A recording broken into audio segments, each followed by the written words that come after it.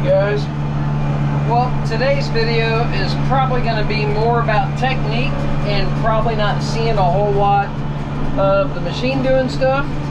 I'm seeding up here at my dad's property, just doing primary seeding with the APS.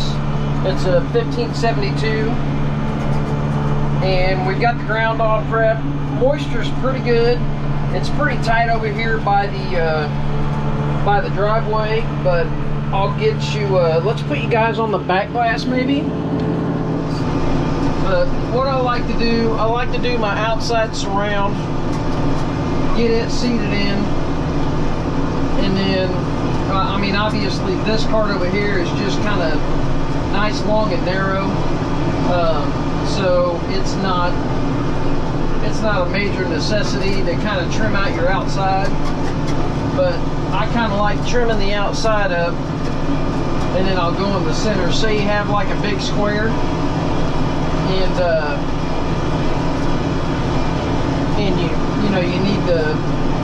you need to do a bunch of turns, like you're going to do a long drive like on the other side. I like to do it around the outside about 3 or 4 passes, and then that way what you can do is you literally drive it, and as you pick up, you're not missing a little bit of spot in your turn. Alright, I think everybody that may call me today has called me already. I already got the other side over there done. I say already, since I've been away from the camera, I guess. Picking up a couple of rocks in there.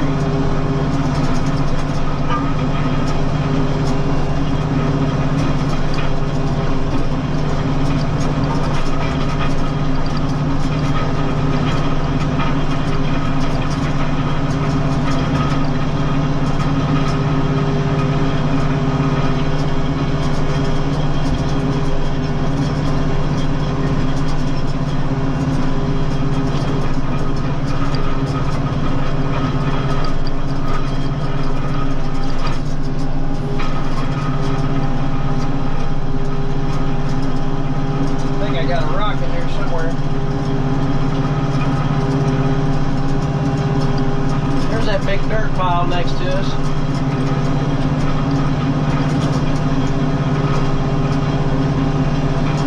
Let's see if we can get all the way around this pond, get it all seeded before we run out of seed. I just put my 2 bags in. Normally I'll put a bag on each side. Those cutouts right there for a weight kit, and I've never worried about getting the weight kit because when I seed, I put my seed bags in there, and normally all my area is prepped pretty good to where I really don't have a whole lot of weight needs to it.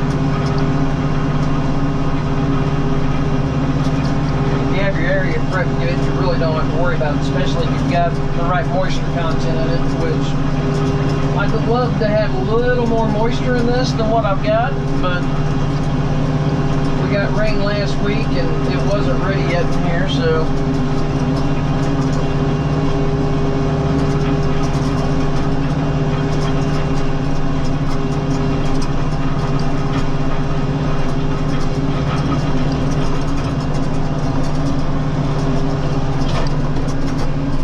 we got a low spot over here that we need to fill in. You'll see it as I pass over here. Dad went ahead and flagged it out. I told him it was low. We got a little bit of rain and it held water. Looked like we had a pond outside of the pond. I just haven't been able to get enough dirt over here to do anything with it. There he goes. He's spreading fertilizer with the side-by-side and my spreader.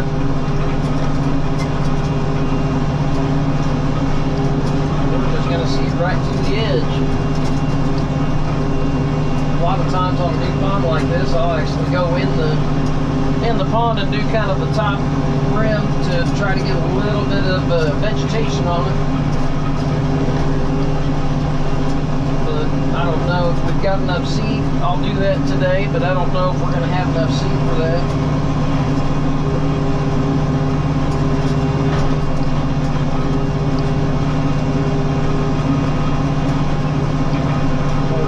of straw on it here in a couple days.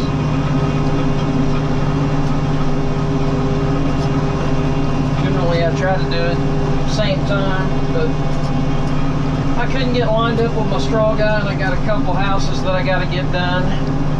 We're not supposed to have any rain here anytime soon, at least in the forecast. But with doing it with the cedar, it really doesn't matter a whole lot anyways, because you windrowed a little bit there with the cultipacker on the back.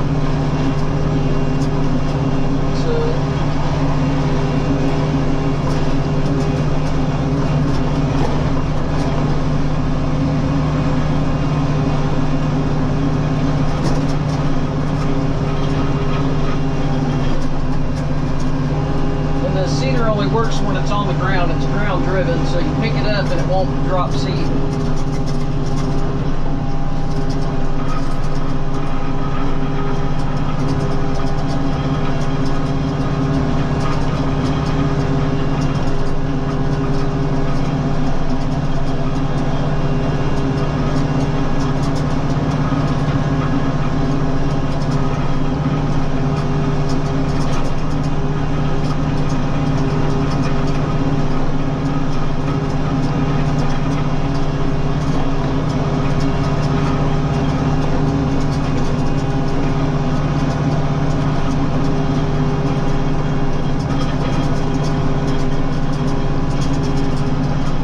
If you can see down there, but you can look down in between the quick attach. I don't know where you guys looking at. Let's turn it down one bit. I don't know if you look real hard. I don't know if it'll show up in camera. Well, it won't show up at all now because we're about out. So let me go fill up and we'll be back and I'll show you. I'll try to get you on the cedar to where maybe you can see the seed falling. You can kind of see what I'm talking about.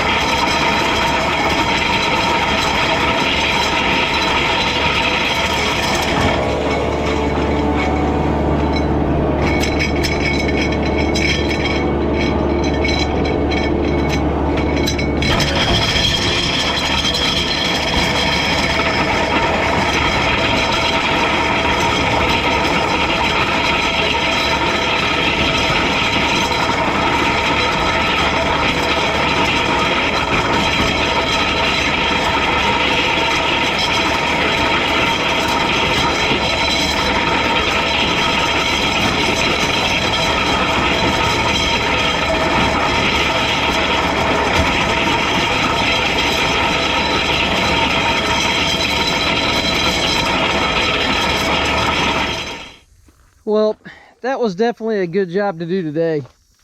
I did an irrigation system yesterday.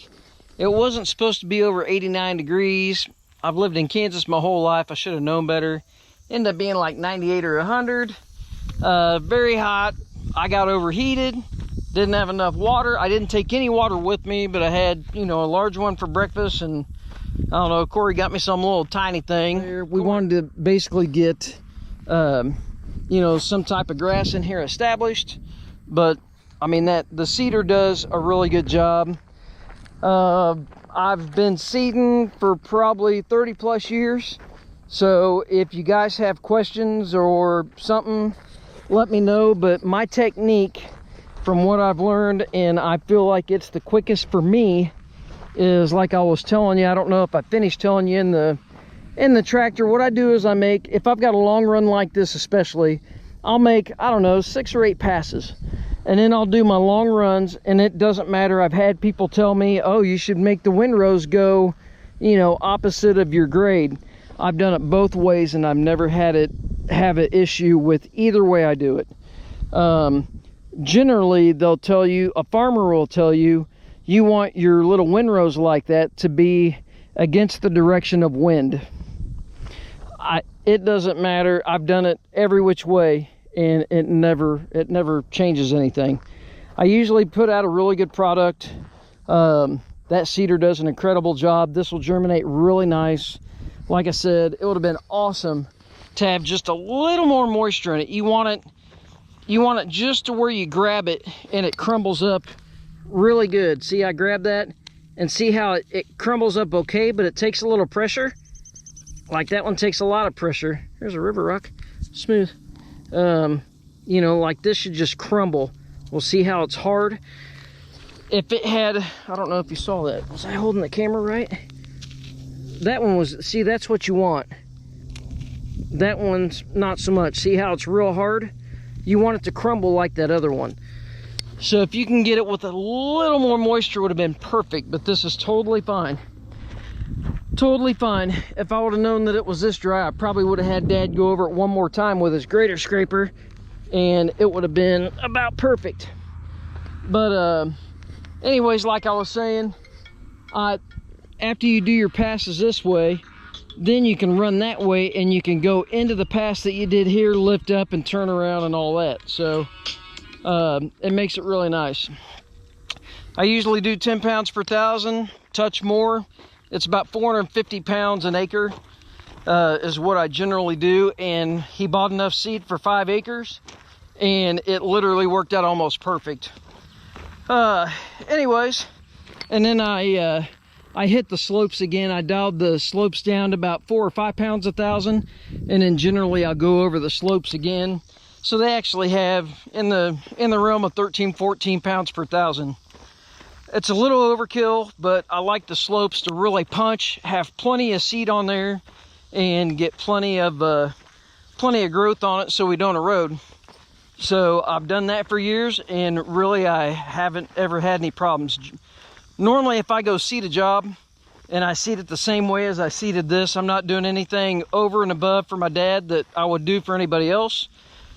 Generally, when I go seed something, I almost always get the next seed job and the next seed job and the next seed job off that general contractor.